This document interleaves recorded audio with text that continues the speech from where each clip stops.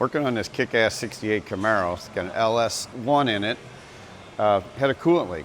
Had to pull all the front runner system off, put some new gaskets in, just assembling it back together.